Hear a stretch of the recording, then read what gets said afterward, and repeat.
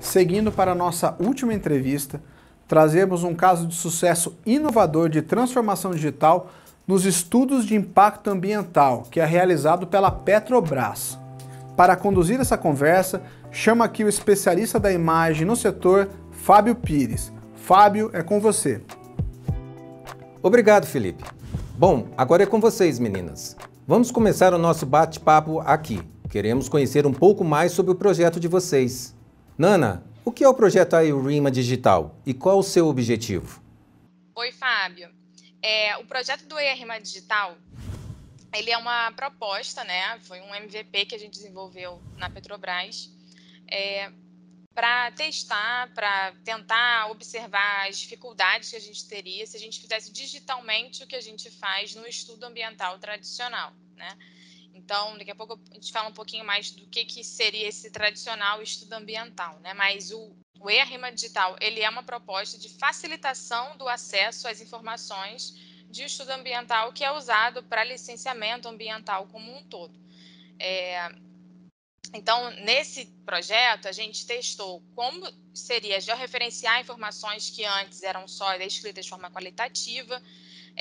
A gente testou como seria trabalhar com essas informações que tradicionalmente são colocadas em fichários ou até gravadas em DVD, né? Então, são impressas de alguma forma, de forma mais fluida, interativa. Então, foi um projeto que testou, né, como que a gente pode facilitar o acesso das informações de um estudo ambiental usado para licenciamento. Então, a gente usou um iRima, que é um tipo de estudo ambiental mais complexo, para colocar ele de forma interativa na mão do usuário e facilitar também a forma de divulgação dessas informações. Então, o objetivo é facilitação do acesso às informações de um estudo tradicional.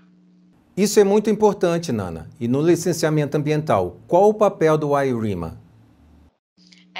O iRima, ele é um tipo de estudo ambiental, existem outros tipos de estudo ambiental utilizado para licenciar atividades potencialmente poluidoras, né, junto ao órgão ambiental, que é de direito. Então, no iRima, nesse caso, a gente testou fazer o iRima digital de um projeto que a gente já tinha submetido ao IBAMA, né, que era uma iRima, mas poderia ser qualquer outro tipo de estudo ambiental. Então, geralmente, esse estudo ambiental tradicional, ele é composto na sua parte, né, se impressa, hoje em dia não se imprime mais tanto, então, mas dos fichários, né, dão uns 40 books, né, daquele impresso, com muita imagem, com muito texto, com muito mapa, e se for consultar num computador, são diversas pastas, né, com diversos PDFs, né, ou documentos em Word, mapas apenas em JPEG, né, a gente tem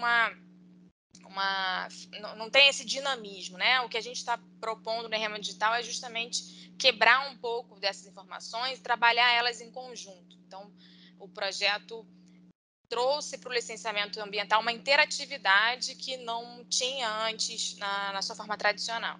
Muito bacana, Nana. Qual a diferença do iRima e iRima Digital? Acabei até falando um pouquinho disso antes, né? Justamente essa forma de trabalhar as informações. Então, o que antes estavam em pastas, né? Você tem hoje como acessar através de uma ferramenta que a gente usou, que foi o Story Maps, né? Então, a gente trabalhou as informações no iRima digital como o iRima sendo contado como uma história, né? Então, a gente tem uma série de classificações, então a gente agrupou grandes grupos de um iRima em classificações um pouco mais simplificadas num site, né? Então, ao invés de abrir todas as pastas para acessar essas informações, a gente apenas acessa um site, então é uma forma mais fácil, né, de você interagir. Outra diferença dos dois, né, é que no iRima Digital a gente tem como trabalhar a consulta das informações georreferenciadas que antes não era possível, né? Então, você não consulta diretamente a área de um impacto num iRima que está impresso, né? Então, no digital, a gente conseguiu trazer essa interatividade, a forma de consultar nos painéis dos impactos, da avaliação de impactos dos projetos ambientais de forma pontual. Então, você escolhe o fator ambiental, o aspecto ambiental que você quer consultar, como que esse georreferenciamento facilita a sua interpretação. E outra diferença entre eles também é a forma de divulgação desse material. Então, o EARIMA tradicional, para eu divulgar, eu preciso ou levar de forma impressa esse material, que são muitas pastas, né, físicas, papéis, enfim, para algum lugar, ou eu vou ter CD, DVD. Hoje em dia as pessoas não precisam, não tem isso em casa, né? Então acabam não tendo como consultar, e às vezes são comunidades remotas, né? A gente está falando do licenciamento da margem equatorial, por exemplo. Como é que eu vou enviar rapidamente, antes de uma audiência pública, essa informação? Então, numa dificuldade de acesso, por exemplo, físico mesmo, né, que eu preciso pegar uma série de transportes para levar um material, que pode ser que aquela comunidade não tenha nem aonde acessar, né, dependendo da região, pode ter uma série de dificuldades para você chegar até esse local rapidamente, antes de uma audiência pública, por exemplo. Eu posso enviar um link agora pelo WhatsApp, né, uma facilidade que a gente tem com um smartphone, uma internet simples, qualquer um vai poder acessar. Não vai substituir de forma alguma, nunca foi a proposta do EARIMA, né, digital, substituir o EARIMA tradicional, mas ele é uma forma de facilitar o acesso e também facilitar a interpretação. Então, muita coisa muda, né, na sua interpretação do estudo ambiental quando você tem essa interatividade à mão também, né? Então, essas são as maiores diferenças entre os dois estudos. Que interessante! E Nana, dentro deste projeto, quais são os maiores desafios que vocês encontraram? O maior desafio desse projeto foi trabalhar com o georreferenciamento das informações que antes a gente só tinha de forma qualitativa. Então, a avaliação de impactos ambientais, né, tanto impactos operacionais quanto impactos potenciais, os impactos eles são descritos no capítulo de avaliação de forma qualitativa. Então, você tem ali dizendo que ele é uma área, se ela é restrita, se ela é regional, né? Você não dimensiona exatamente o tamanho dessa área. Então, como que a gente iria georreferenciar isso? Então, a gente teve que pensar em tudo isso durante a própria construção do projeto, né? Então, da mesma questão dos monitoramentos, né? O monitoramento ambiental, ele ocorre, por exemplo, numa região, mas você não diz exatamente aonde ele ocorre, porque ele não é necessário você dizer isso, mas quando você quer consultar isso no mapa, ele se torna necessário. Então, o maior desafio foi a gente ter que fazer isso cruzar essas informações com outros capítulos do estudo. Então, o estudo ambiental, ele também tem a análise de vulnerabilidade, ele tem diagnóstico ambiental, ele tem também tratam da descrição da atividade como um todo. Então, quando você está fazendo esse cruzamento das informações, o impacto ambiental não pode ser deslocado disso. Ele tem que conversar uma parte com a outra. Então, georreferenciar essa parte foi o maior desafio, né? E vocês, já identificaram os ganhos que tiveram até o momento? Foram vários ganhos. Primeiro que a equipe como um todo desenvolveu assim novas habilidades, né, usando novas ferramentas. Então, isso é bom para o crescimento de todo mundo.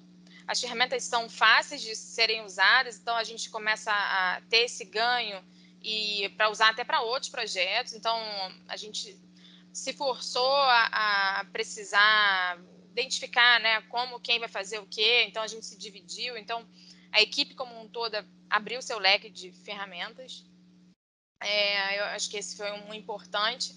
O segundo, numa próxima oportunidade de um projeto como esse, trabalhar de forma digital, ao mesmo tempo que a gente constrói um estudo ambiental tradicional, faz a gente ter um novo olhar sobre o estudo. Uma vez que eu preciso georreferenciar essas informações, pensar na área que o impacto ocorre, do empreendimento da atividade e do projeto, né, de mitigação desse impacto, pensar nisso com a equipe que está elaborando o estudo ambiental, né, ter que pensar nessas informações em conjunto, trabalhar digitalmente é um ganho, porque no estudo tradicional a gente não tem essa mesma percepção, os capítulos ficam muito fechados, independentes entre si.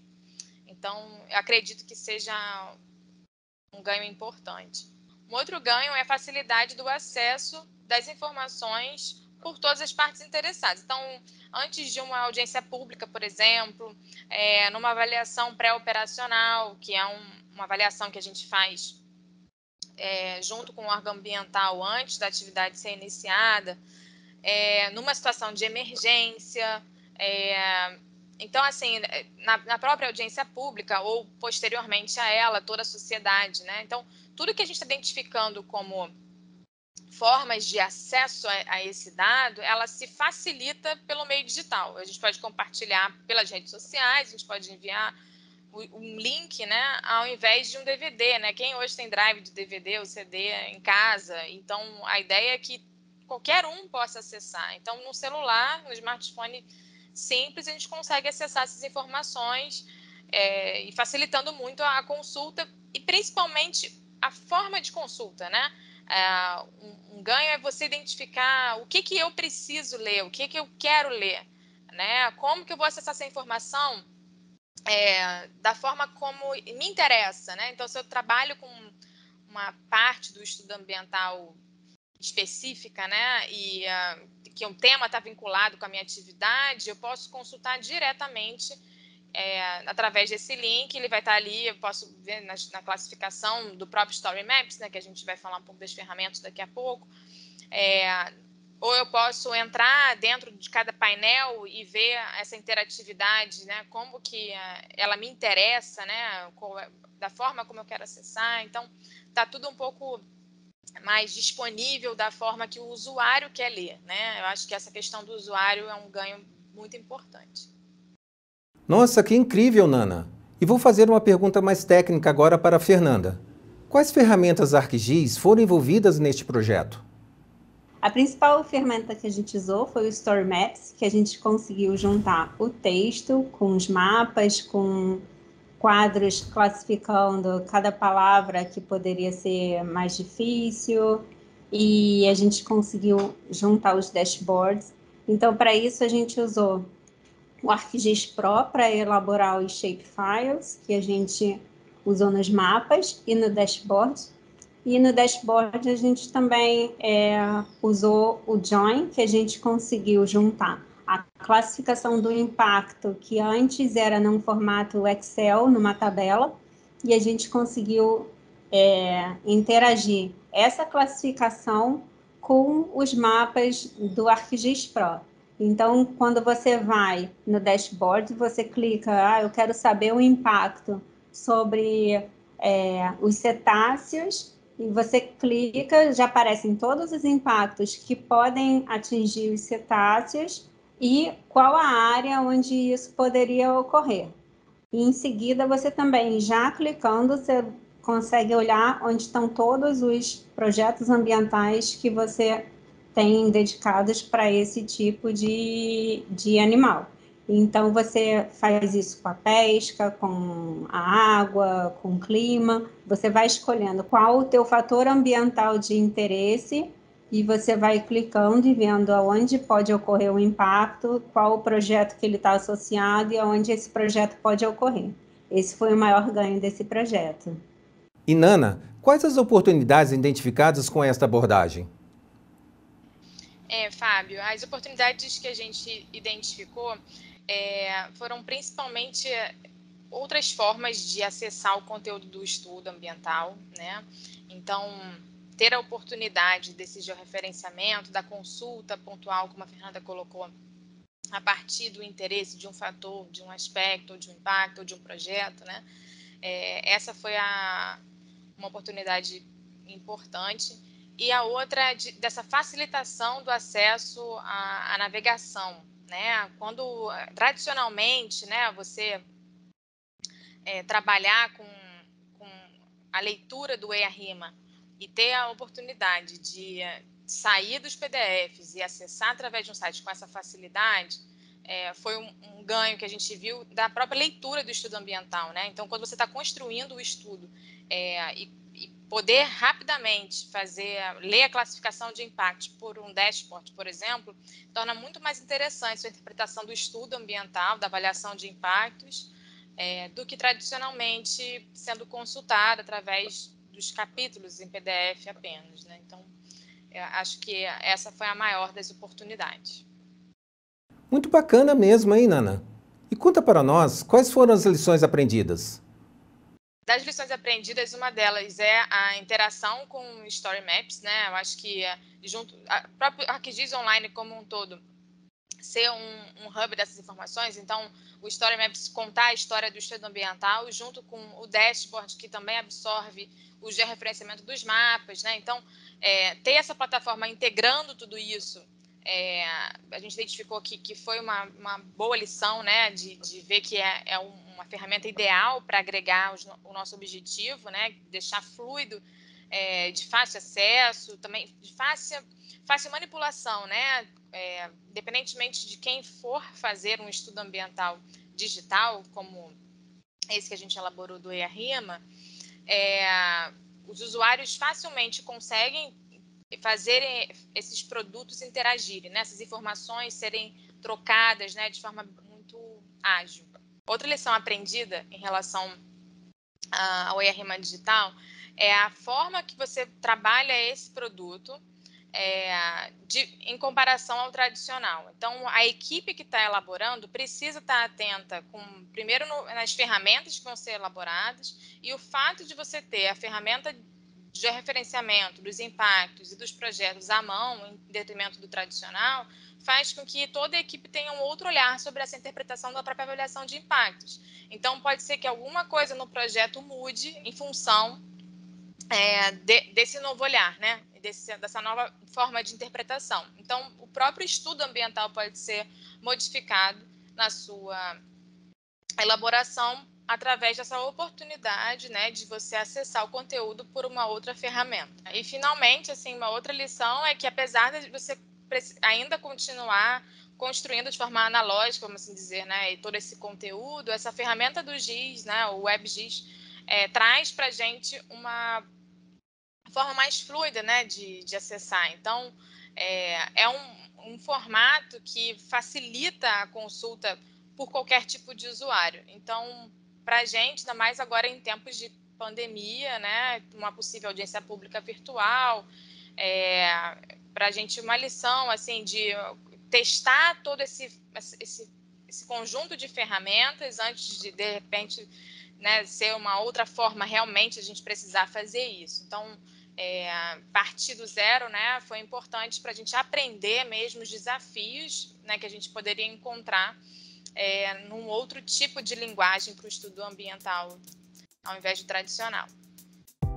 Muito obrigado, Nana e Fernanda, por compartilhar este projeto com a gente. É muito incrível o que estão fazendo. Felipe, agora é com você. Obrigado, Fábio. Obrigado toda a equipe da Petrobras por este lindo projeto que com certeza nos ajuda a criar um futuro cada vez mais sustentável.